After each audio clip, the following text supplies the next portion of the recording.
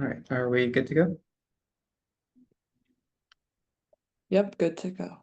All right. So hello everyone. I'm Azriel Montalvo. I'm a master's student here at San Jose State University.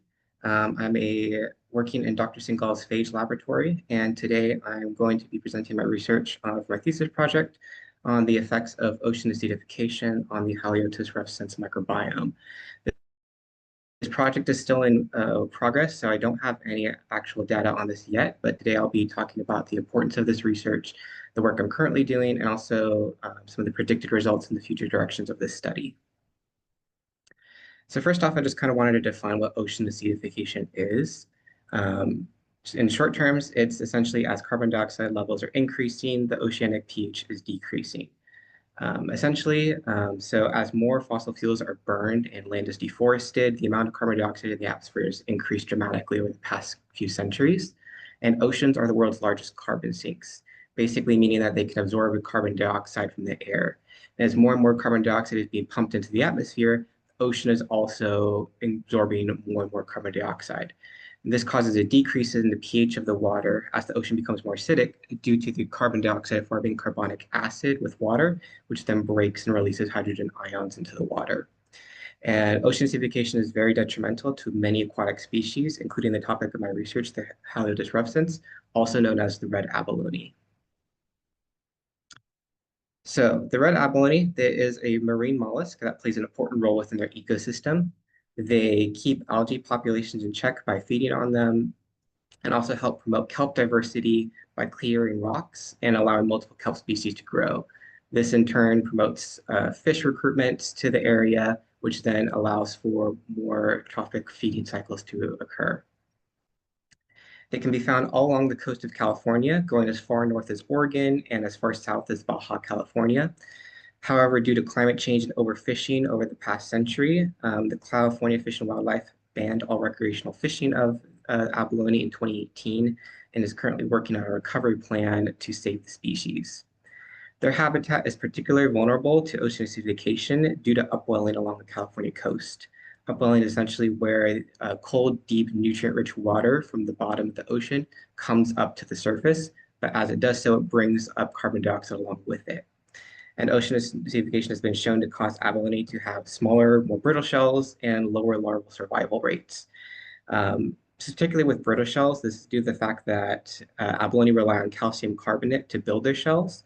And with ocean acidification, the amount of carbonate ions that abalone can use is diminished, as the carbonate ions instead bind to the hydrogen ions, which form carbonic acid, which then dissolves and forms bicarbonate, which abalone cannot use.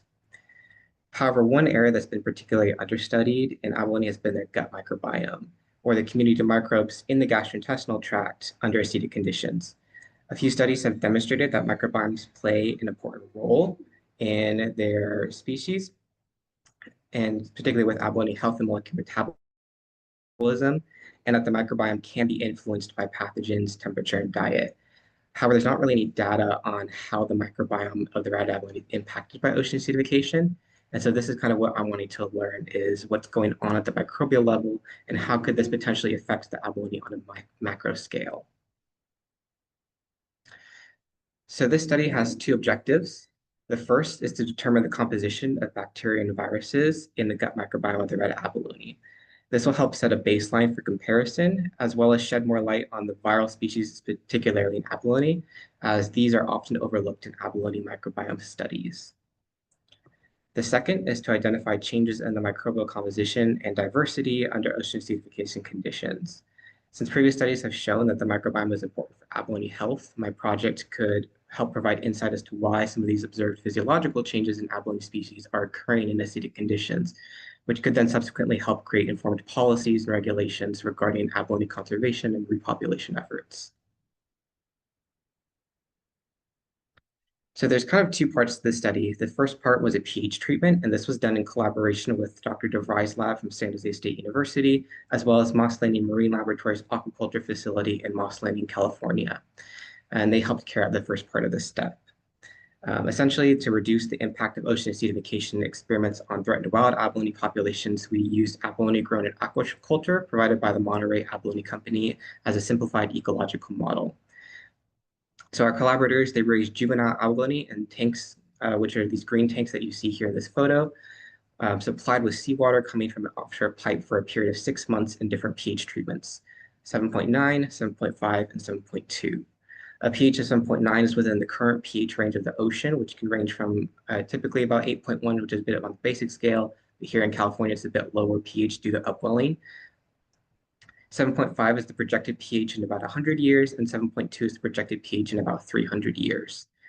The pH level is altered by pumping carbon dioxide into large vats of seawater, which are the white vats in the far kind of back of that photo, until it reached the desired pH. And then once the pH was reached, the water was then pumped into these green tanks that house the abalone. Each pH treatment had a total of 6 tanks, each one containing about 250 abalone. And the abalone were then allowed to grow in the tanks over the course of the treatment, the tanks also undergoing regular maintenance and care to ensure that the abalone were able to survive as well as the pH being steady. The abalone were fed an abundant diet of dulse, which is a photosynthetic red seaweed that they eat throughout the course of the pH treatment. And then every 30 days, 5 abalone from each treatment tank was taken and preserved for analysis by flash freezing in liquid nitrogen. This pH treatment was completed in February of this year. And right now I'm currently working on extracting the DNA from the sampled abalone. Currently what I'm doing is I'm dissecting the frozen abalone and taking the GI tract monthly from each treatment. I'm then grinding the abalone's GI tract and extracting the DNA using 2 different protocols. For bacterial DNA, I'm using DNA extraction kits and amplifying the V3 and V4 regions of the 16S gene using PCR. The V3 and V4 regions are hypervariable regions in the 16S gene, which are often used to different bacterial species.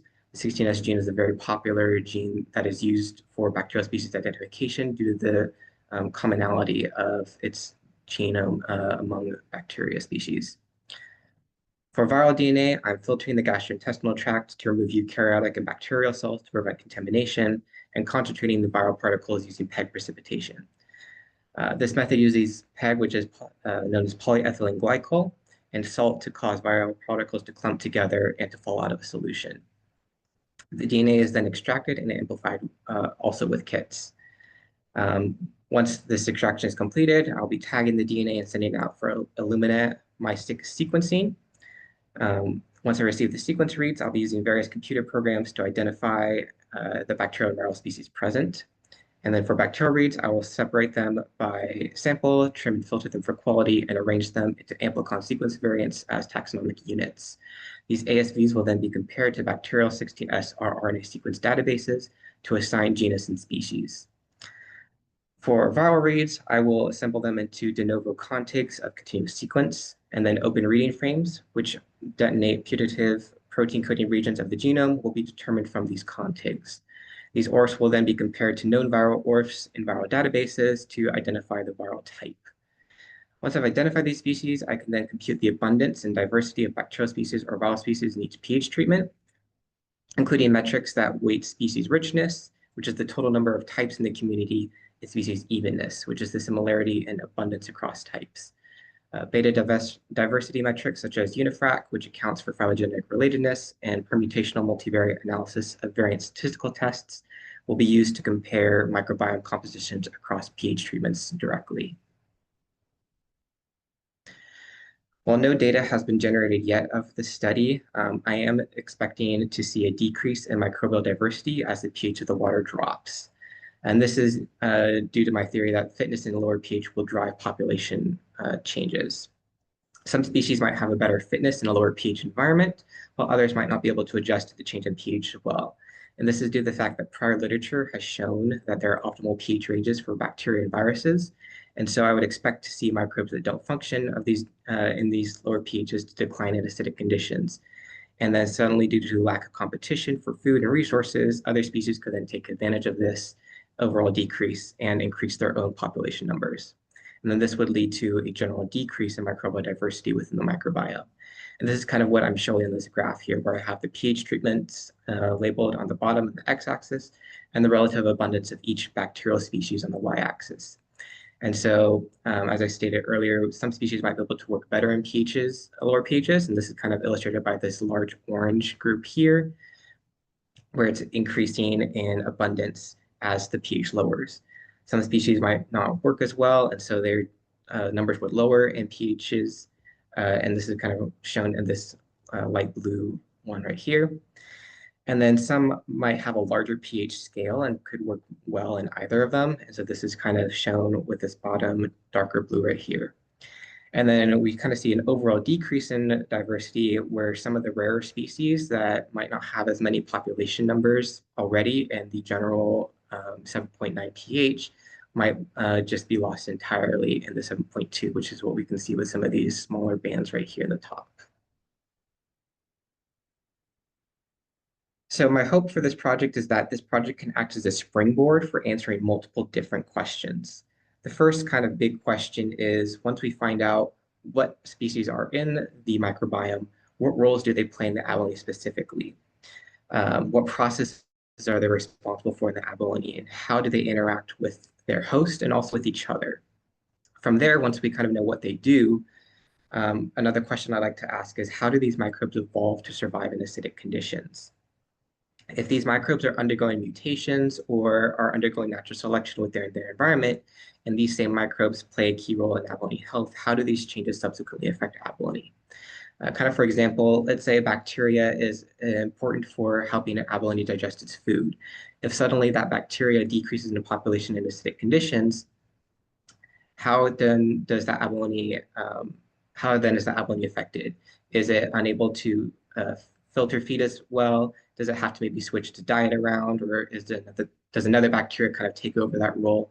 Those are kind of the questions I'm wanting to kind of look in and ask.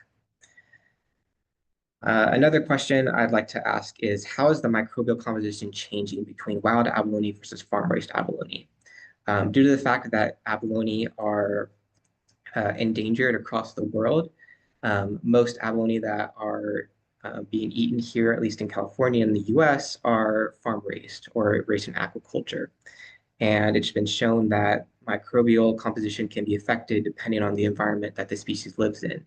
And so if we know how the microbial composition is changing between wild abalone and farm-raised abalone, this could help create more targeted approaches when it comes to ensuring abalone survival for farmers versus abalone survival in the ocean.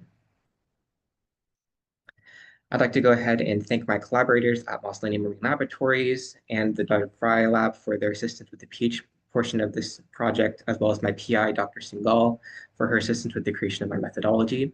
This project is currently being funded by the San Jose State Rescue Fellowship Award, and I'd be happy to answer any questions at this time.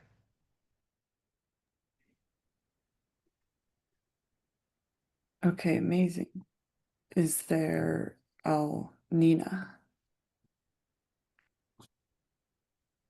Hi, I was wondering if are these intertidal or coastal species? And if so, has it been determined that it's upwelling that is contributing to the acidification, or would there also be components to like runoff and nitrification from various agricultural runoff? Yeah, so they are found in kind of both zones. They are found in the rocky intertidal zone, but they can also be found deeper dwelling as well. So abalone have kind of a life cycle where they are free floating as larval stages, and then once they turn juvenile, they'll attach to rocks, and that's when they'll kind of grow and stay there for the rest of their lives. They are able to move, but generally they stay kind of in one location. So they can be found all over those different kinds of zones. So it has been shown that upwelling does increase the amount of acid present in the oceans, and thus the areas where this is happening is within the abalone's habitat. Okay, Azriel, do you mind de-sharing your screen so the next speaker can Yes. and then everyone else can, if you have further questions, you can also ask them with the chat. Um,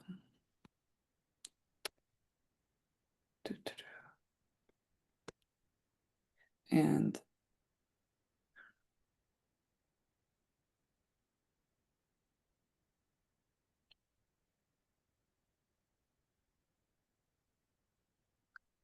For Juan Meyer's question, I'm not quite sure what the normal pH of the abalone digestive tract is. Azriel, do you As mind responding in the chat? So Amanpreet yes.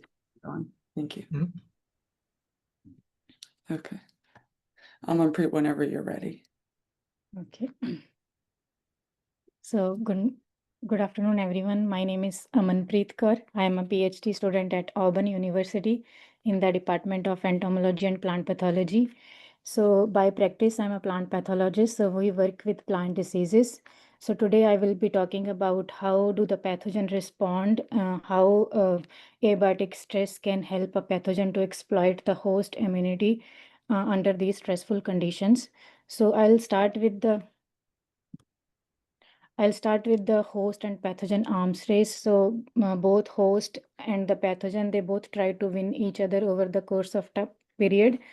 So to overcome this pathogen evolution in agriculture, we have been using disease resistance to manage the crops or for sustainable crop production. And we have two types of resistance chains in case of plants.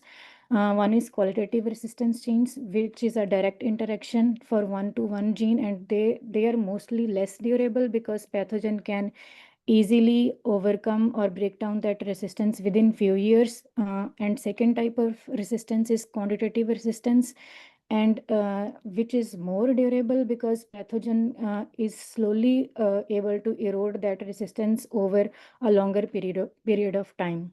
Amanpreet, have you tried to change slides? Because I don't think we're seeing it shift slides. Yeah, I am changing them. Okay, I think we just see the editor mode rather than the full screen.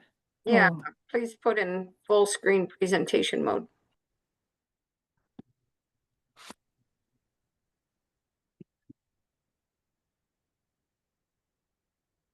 Are you able to see now? Beautiful. Okay.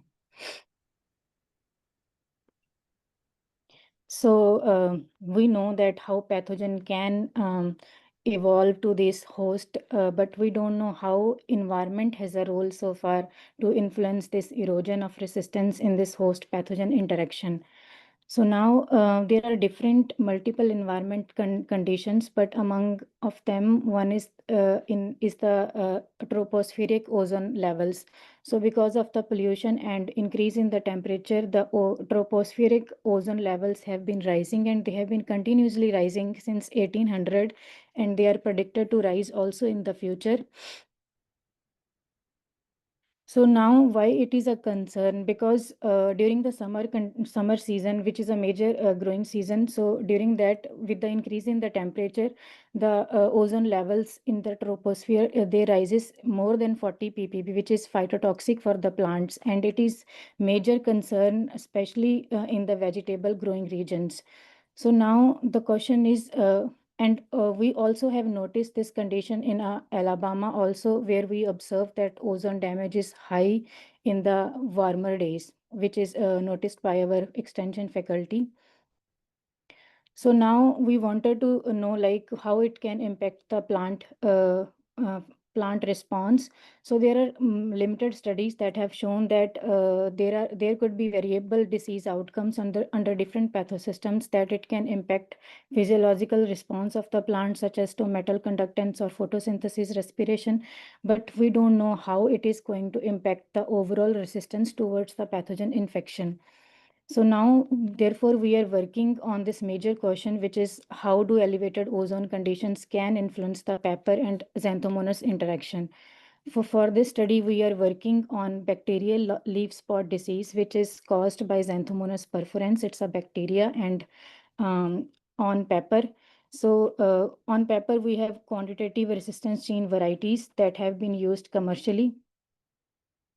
So for this experiment, we used resistant as well as susceptible pepper plants, and we provided those plants with the ambient and elevated ozone conditions using these open top chambers. And we inoculated two strains of Xanthomonas perforans on these plants, and I will be calling them strain A and strain B during this talk. So the reason why we chose co-infection of two strains, because in our previous study, we have observed that there were multiple pathogen lineages that could be present in a single field. So to mimic those conditions, we provided or we inoculated them with two strains of the pathogen. So so for sampling, we collected the samples during mid and end season, and we took the leaf samples and did the DNA extraction and metagenomic sequencing. And then we got the reads for all the microbes that were present on the leaf surface. And from those reads, we were focusing on only Xanthomonas perforans, which was our pathogen in this case.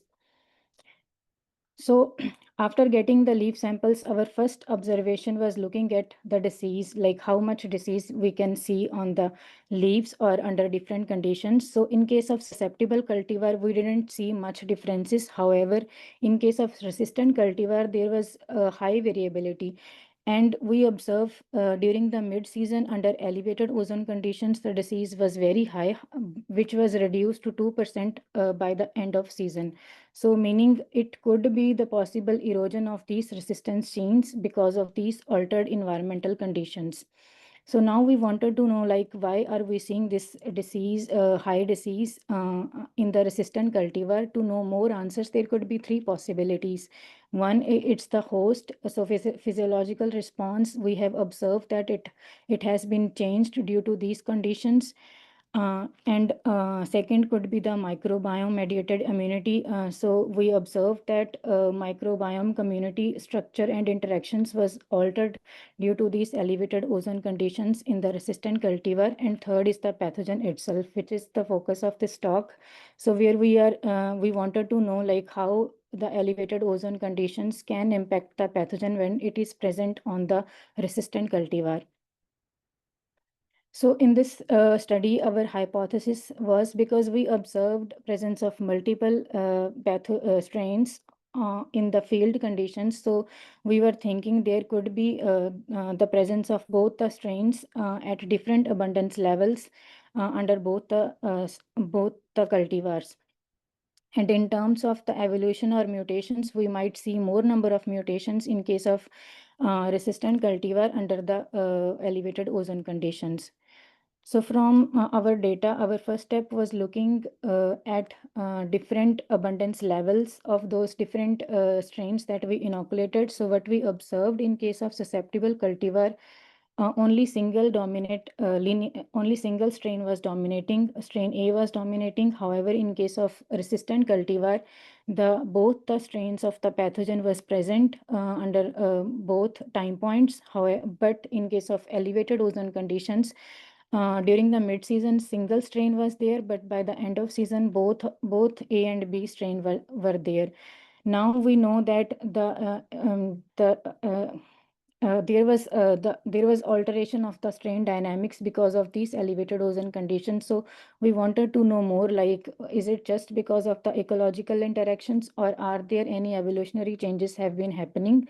So we went deeper to the evolutionary level, to the SNP level, to see how much diversity is present. So we observed that there was there was more genetic diversity in case of in the pathogen population on the resistant cultivar under the elevated ozone conditions. So now we wanted to know, like, are there new mutations happening, or it's just the random mutations that is leading to this high genetic diversity? So then we we looked into different mutations and categorized them into different categories. And where if we are seeing a new mutation in our sample and it is not present in any of our inoculated strains, and it is also present in at least two of the replicate, we call it as de novo mutation. And if it is present during the mid-season and retained to the end of season, it could be possibly advantageous. And if it is not present by the end of season, it could be deleterious mutation. So what we observed, that there were high number of de novo mutations in case of in the pathogen population in case of resistant cultivar under ambient conditions. And also the possible advantages was high in case of resistant cultivar under the ambient conditions. But we observed that there were high number of deleterious or random mutations in the pathogenic population on the susceptible as well as the resistant cultivar when they were under the elevated ozone conditions. So from this data, what we found that both the strains were present on resistant cultivar and single strain was dominating on susceptible cultivar, which is clearly showing that different strains have differential fitness among towards the different host backgrounds. And in terms of the evolution, we are seeing that there are high number of de novo mutations we observed in the pathogenic population in a resistant cultivar during a single growing season, which is clearly alarming for us. So that I think we should look for the future to breed more against this pathogen. And also in the under the elevated ozone conditions, we observed that high number of random or deleterious mutations, which is clearly indicating that we need multi-generational studies that so that we can find the fitness of this evolving pathogenic population and durability of the resistant cultivar for the future. So this study has been available on evolutionary application. If you want more information, you can go to this paper. And at last, I would like to thank you, my major advisor, Dr. Neha Potnis, and all the current and previous lab members and funding agencies and Auburn University. And thank you all for listening. And I'm happy to take any questions.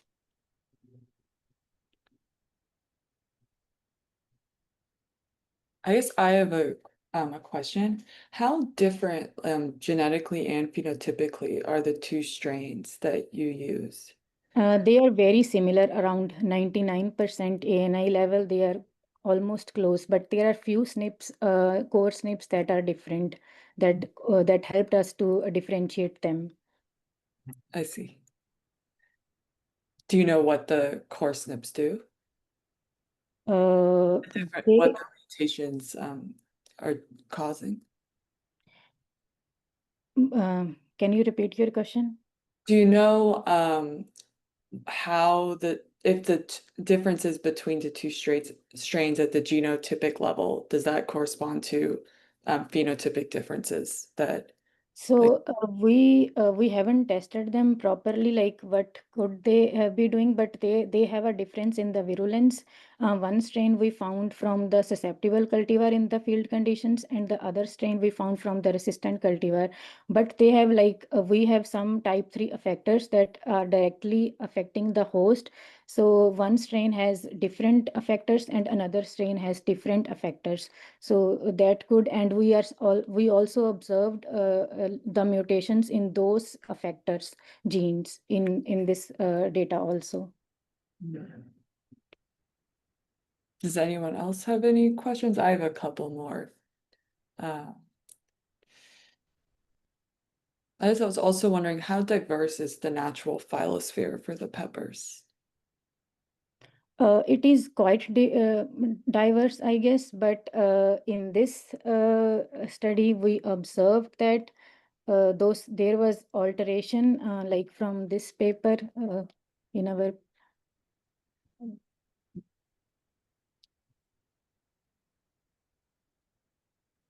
In this paper, we talked about it. I am not doing this study, but my lab mate, he has done this one. So we observed that the community structure and interaction were more complex due to these altered conditions. And but overall function was not changed, but there was more complex interactions among each members of the phylosphere because of these conditions. Okay, there's one more question. There's a question in the Q&A, but we only have 1 minute. So if you could answer it real fast while Diana gets her screen sharing going, that would be great.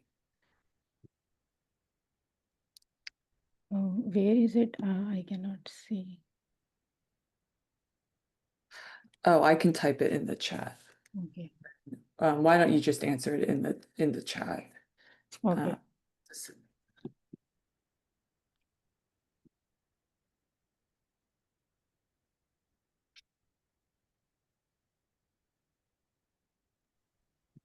Sophie, can you see my presentation? We can see your presentation. It looks great, and you can get started whenever you're ready to go. Okay.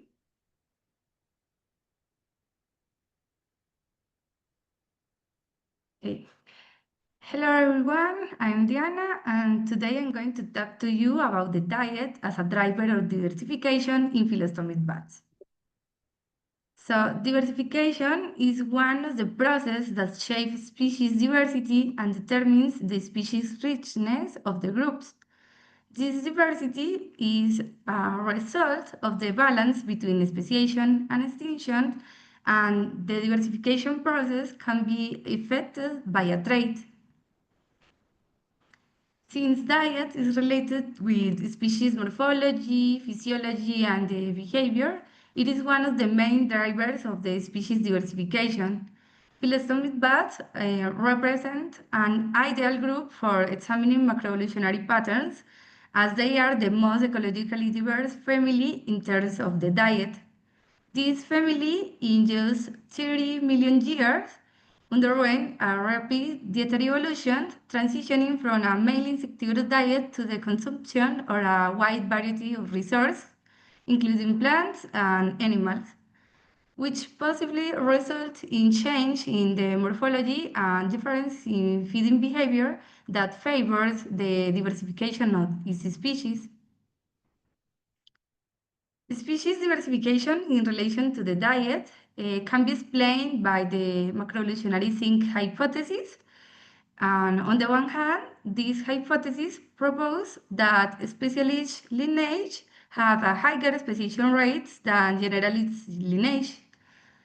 And evidence in favor of this hypothesis has been observed in mammals, in redfish, in lizards, and in birds, where the consumption of plant resources is associated with high rates of diversification.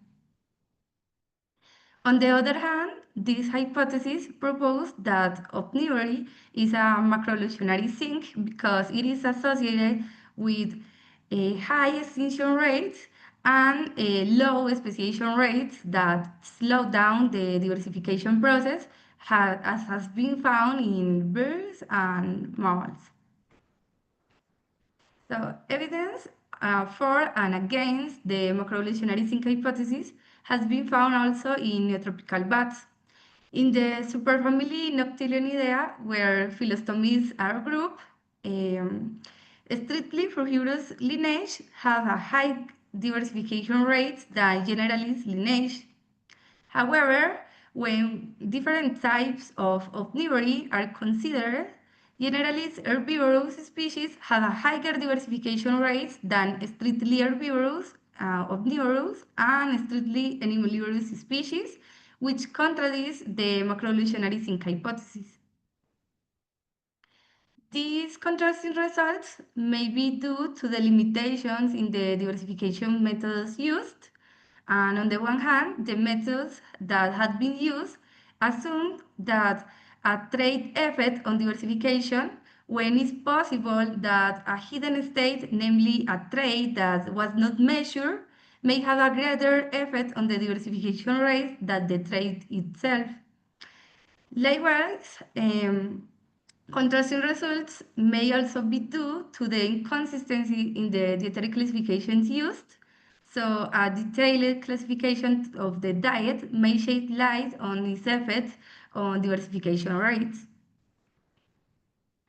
Therefore, given that this hypothesis remains controversial in groups with high dietary diversity, we ask if the diet influenced the diversification of phyllostomid bats. To resolve this question, we compiled almost a century of dietary information where we obtained more than 13,000 of records consumed by phyllostomid. And in this database, we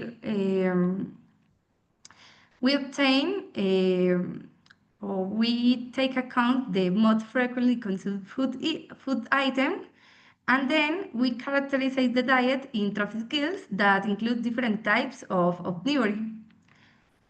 For our analysis, we use the molecular phylogeny of the superfamily Noctilionidae that includes 163 species of phyllostomid. And then we use a trait-dependent diversification method called SEXI, with which we test different evolutionary models to determine whether diversification is associated with the diet. And finally, we use the best fit model to perform the ancestral diet state reconstruction. So we evaluate a set of diversification models considering different speciation rates and constraints on the transition range from one trophic gill to another. And it was setting according to the dietary evolutionary hypothesis for phyllostomid.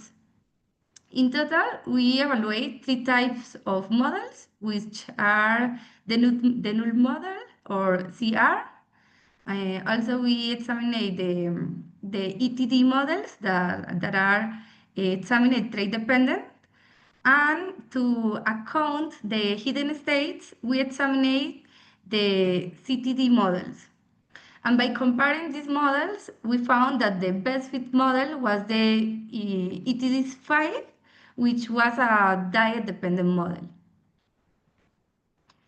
In this model, the letters indicates different transition rates, and this model shows that the transition from animalry to plant specialization implies the steep through omnivory. And indeed, we found that the diet type is associated with speciation, where strictly frugivorous and nectarivorous species had the highest speciation rates, and omnivorous had an intermediate speciation rate, and frugivorous omnivorous had the lowest among the all trophic gills.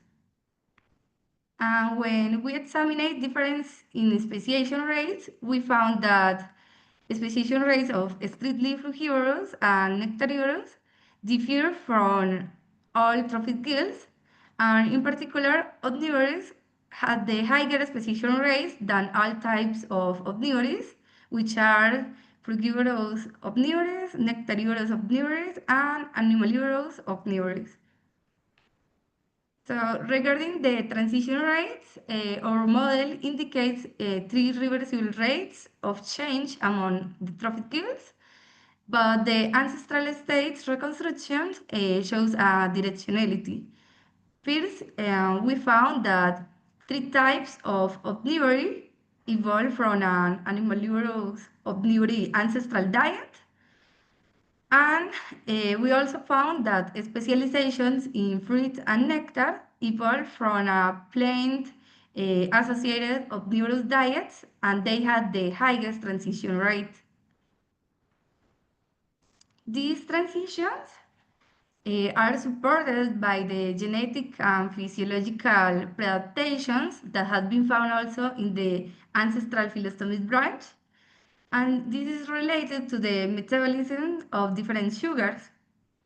And indeed, it has been found that the diet of the oldest known fossil of the Loncophilinae subfamily, where mainly nectarivorous lineage R group, include also insects and nectar. And this support that the specializations went through a state of omnivory. And our results also are consistent with previous studies for neotropical bats, where it's proposed that a strictly frugivorous diet favors ecological and morphological diversification. And at the family level, our results support the macroevolutionary sink hypothesis, where plant resource specializations play a key role in the diversification of phyllostomid, but where omnivory also play a key role in the transition to the dietary specializations. the shift to frugivory and nectarivory in different bud lineage likely promote speciation through a set of key innovations like change maybe in the school or tea or physiology that maybe open up new niches, new trophic niches, and at the same time the availability of plant resources in the neotropics may have spurred morphological adaptations, helping species move away from insectivory and diversify rapidly. And finally, we conclude that a street herbivorous diet play a key role in the diversification of phyllostomid. Also, the distinguishing types of omnivory is crucial to understanding macroevolutionary patterns, and that the inclusion of a fine-scale data information could improve the understanding of evolutionary history of the highly diverse lineage. And well, I thank to all the institutions that made this work possible, including the Evolutionary Macroecology Lab and Rojas Lab, and also my supervisors and my advisor committee. And to you for being present, thank you. Thank you. So we can, do we have another question? Okay. I have a quick question. How do you, you had a lot of quite interesting results. How do you contrast or compare those results with your initial with the initial sort of leading hypothesis that specialists have higher speciation rates? Like, how do your current results fit in with the initial hypothesis you showed at the beginning of the presentation? Okay. I think our results explain partially the macroevolutionary zinc hypothesis because the principal results said, okay, the specializations had the highest speciation rates, but also the omnivory is playing a key role in the transitions to this specialization. So I think this hypothesis is maybe partially explaining almost in this family. Are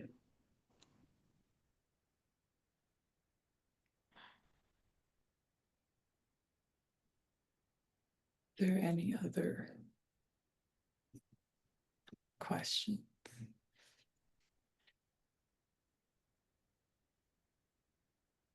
So the modeling was quite cool. And you mentioned that the one that fit was the one that was diet dependent. Can you remind us how many of the initial models that you tested were ones that incorporated diet dependence? Yeah, we found 3 ETD models. Three of the examined trait-dependent models was with the same significance, but we considered the model with less parameters, and this model explained good or question that was how diet influence the diversification. So the interesting part is that no one of the CTD models, I mean, no one of the hidden states was the best fitting model. So always it was the examined trait dependent with the diet. And we examined 39 models. Oh, wow. Okay, well, we're gonna have a 15-minute break until the last talk. And so I guess in this time, if we can open the floor for any questions about any of the talks, or we can all just sit quietly or discuss many other things.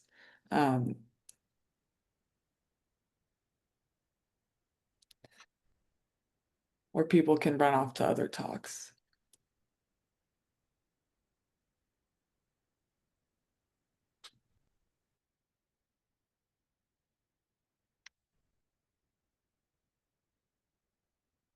Diana, what's your favorite bat?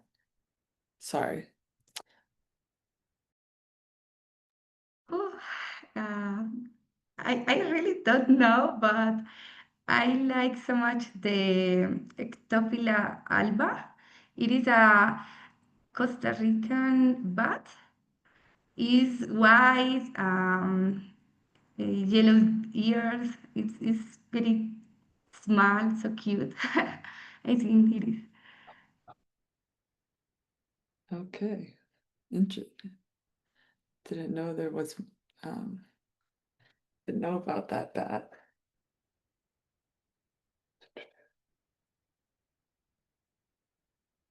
This Azriel, I actually had not a question for you that I hadn't asked yet if you're still on. Yeah. I was wondering if abalone poop. Yes, they do. This is actually something that another student from a UC, I think UC San Diego, they actually looked at the microbial content from abalone fecal matter. I see. Is it hard to collect the fecal matter? Because as I'm comparing it to like with humans and mice, for instance, you just collect the poop to characterize microbiome composition. Yeah, so I'm a microbiologist. I'm not an ecologist, so this is a little bit out of my field working in this project. But I can't imagine that it probably is fairly hard, as it likely just disperses into the ocean and it's just kind of jetted out from the abalone. It's not really kind of solid matter that you can easily collect. Mhm.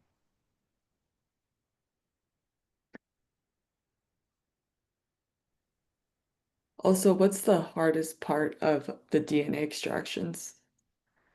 The hardest part is definitely the viral part of the extractions, just because bacteria is kind of the big thing that people like to test often. There's a lot of protocols, there's a lot of kits and things that are done for it, and there's a lot of history that have been done for it.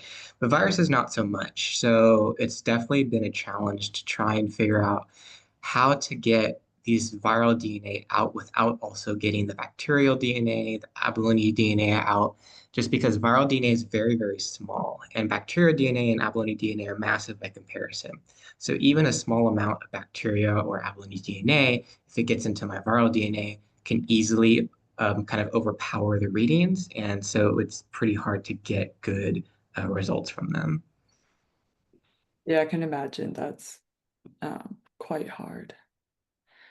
Also, do you think there would be any links between the microbiome and shell brittleness in the abalone? Like how much It do you, definitely, oh, yeah, it could be. It would all depend on what the abalone uses to help build its shell. So, and because abalone uses calcium carbonate, are bacteria potentially responsible for helping produce calcium carbonate? They take calcium and then they take carbonate ions and they combine them together, and that's what forms calcium carbonate, which is the backbone of creating the shell and making it hard. So, if bacteria are responsible for helping kind of break down maybe carbonate or break down Mhm. more complex products into the base products that can then be used by the abalone, that could potentially be a thing. Another thing I have considered is potentially looking at the shell microbiome and seeing how that changes versus the gut microbiome. And that could potentially maybe provide more answers as to what's going on when the shell is becoming more brittle. Mhm.